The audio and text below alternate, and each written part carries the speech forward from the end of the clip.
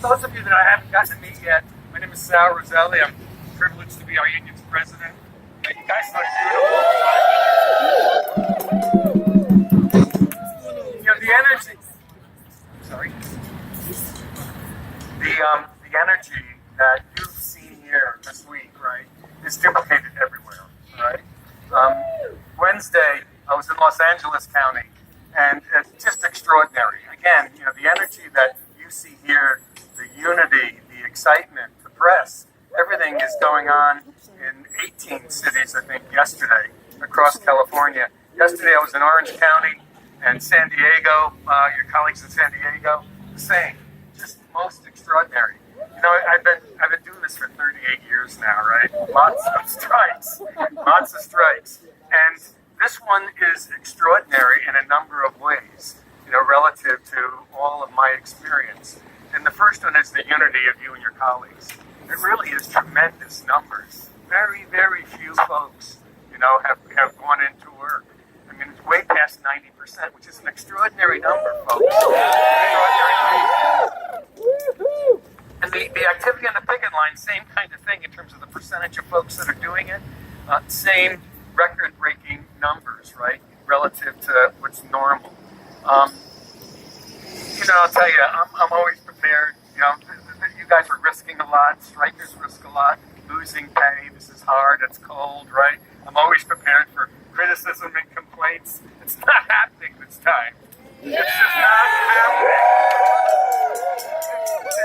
That means a lot. I mean, the biggest complaint I got yesterday, or the day before in Los Angeles, was these three workers came up to me from the Pasadena clinic and said, you know, we have something to discuss with you.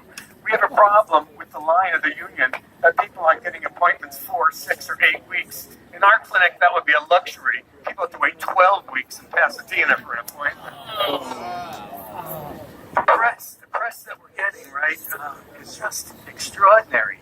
You know, the first day there were 26 cameras in 8 different cities broadcasting live from picket lines. 350-something TV hits the first day. The second day was like 280. It continued. No union can buy that kind of publicity. This strike should not be happening. You know, we all know that. It really is shameful that it's happening. You know, 3 years ago when we finally settled the contract after a 5-year battle, who was involved in that? In 3 years, the strike, you know, in 2015. When we settled that contract, Kaiser needed to hire 500 clinicians. Right? And 6 years after that, your president, right, in a huge meeting, some of you were there, right? A forum that we did. 100 of our leaders, 100 managers, and Janet Liang stood there next to us and said, we are committed to work together to make Kaiser Permanente the mental health care provider of choice and the best place to give mental health care and receive it. Well, we're not walking that talk. And we've been bargaining in meetings about this since last spring, formal bargaining since June. They're just not walking that talk. Nothing's happened at that bargaining table of any significance around the care issues. Well, they have a great line in the press, right? They've hired hundreds of clinicians. We've put another $175 million into new mental health clinics.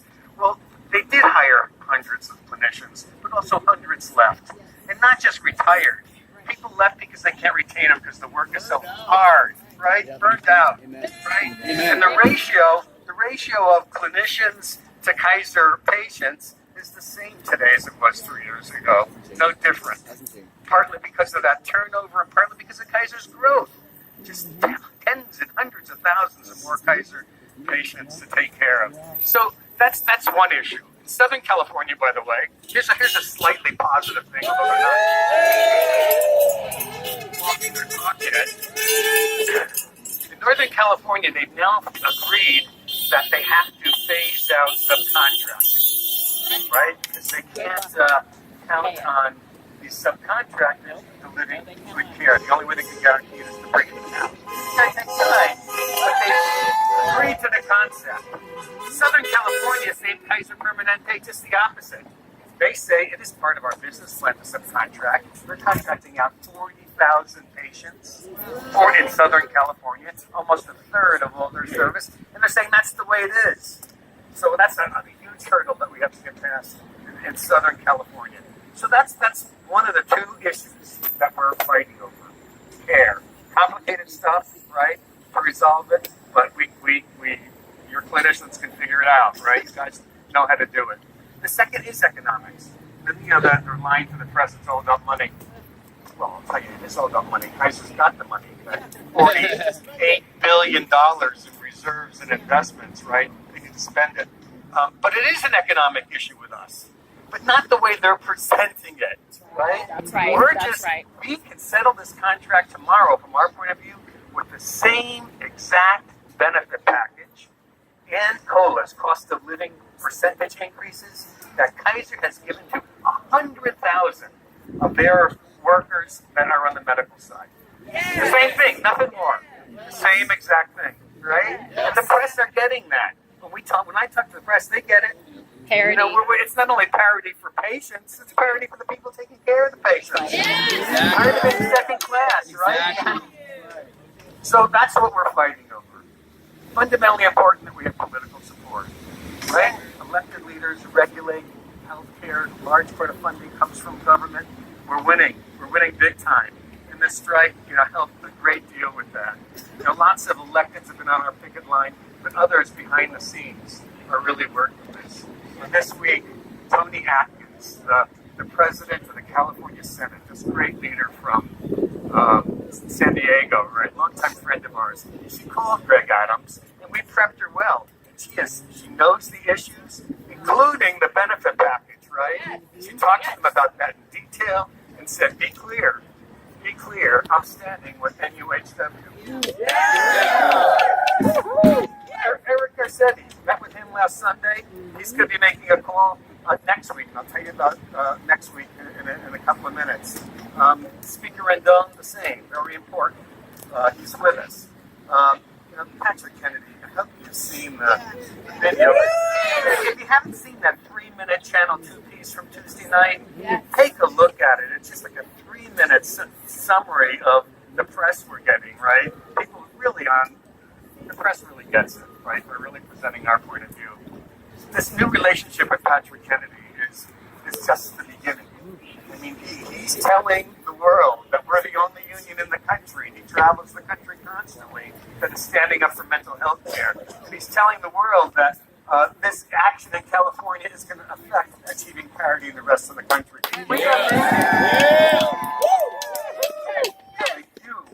Our union together are making mental health care the civil rights issue of our time, right? Yes. And I'll tell you, so many people are in need. The calls we're getting from unorganized clinicians wanting unionization, wanting help. Once we settle this, we're going to have enormous growth on that front. So the political support we're getting. Oh, here's one other thing on that front. Gavin Newsom, different governor than our Jerry Brown. Mental health care, very personal to him. He's got a very comprehensive program. You can see it on his website in terms of achieving parity. He has issues in his family. He's dyslexic.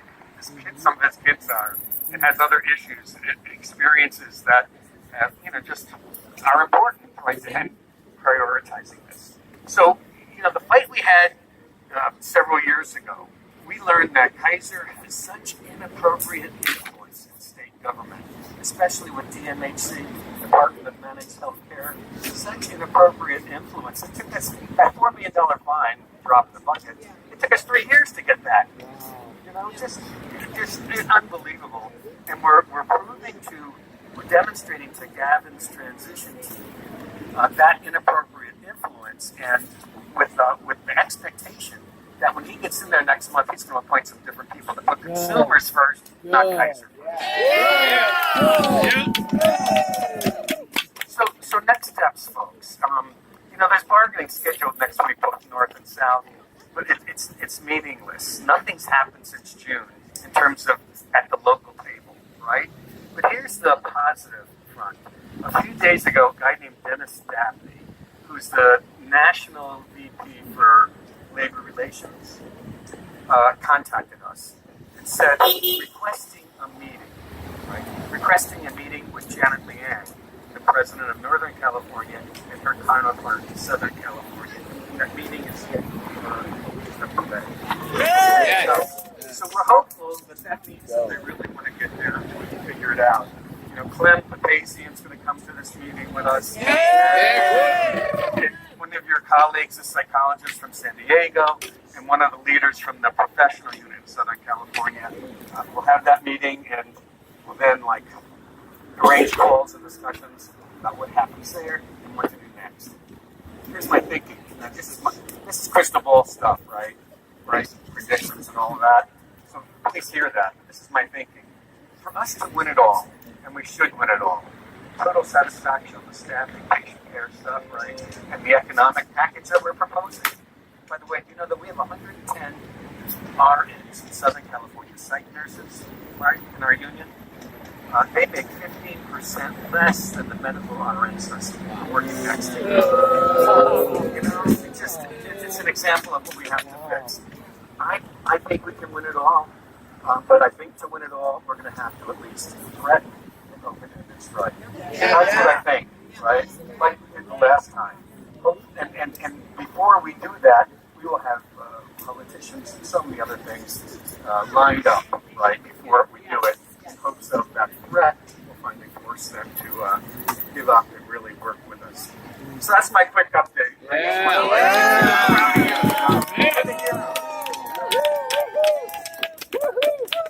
Any particular questions for a few minutes then? You said a couple of days ago that one of the representatives called you and wanted to set up a meeting for Monday. No, it's just what I referred to. It wasn't a call. It was a text, right? So I haven't talked to him yet, but responded and agreed to the meeting. It's a week from today. Right. Okay? Nice. Is your CEO just stay tapped into what his legions are doing and what's happening, or is he a part of this? You know, the question is about the Kaiser CEO. You know, his name is Bernard Kaiser. And he's one of the few people around that's been around a long time. All these other folks, the presidents of the North and South, Greg Adams, all of those, Dennis Dabney came during our last one. But Bernard Kaiser has been around forever. In fact, I knew Bernard when he was a low-level administrator in that old building that's no longer there in the early 80s, right? You know, there's cycles with Kaiser. In the 80s, it was like it is today. In the late 90s, it changed, and they really partnered with us. They pledged to make Kaiser the medical provider of choice and the best place to provide medical care. This is when our old union represented 50,000 service and tech workers, and we did it. 2000, 2005, we bargained national agreements for 100,000 workers, the best contracts. We had a real voice in determining staffing. So we've done it before, right? Us doing this for behavioral health is relatively new. You guys joined NUHW in 2010. That's the first time we've experienced the problems of behavioral health. But the good news from my point of view, and what I say to Bernard Tyson, we've done it before. We figured it out.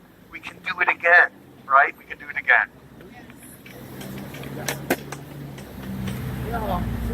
So I was wondering, where's IBHS stand right now with the return access issue? I know they made Kaiser see people in 2 weeks, including phone visits, but it just seems like they're corrupt. They're not really doing their job. Kaiser has inappropriate influence with the MHC. We've totally experienced that. And now, with this transition of government leaders, right, the new governor, nothing's happening with the MHC. Nothing's happening. We're filing complaints. Hopefully when Gavin and his team comes in, they'll start acting on them. You know, and here's another, so many good things are happening. Jim Bell, Senator Jim Bell from San Jose is the chair of the legislators' behavioral health caucus, okay? Last week he introduced 3 new bills to progress parity for mental health care. At the Tuesday afternoon forum, him and Patrick Kennedy got together, and Patrick has some ideas for amendments to those bills that we're going to label as Kaiser Permanente amendments, right? To really make them walk their talk and achieve parity. We okay for now? Yeah. Again, you're heroes to me. You know, so proud to be the leaders of yours with you. NUHW.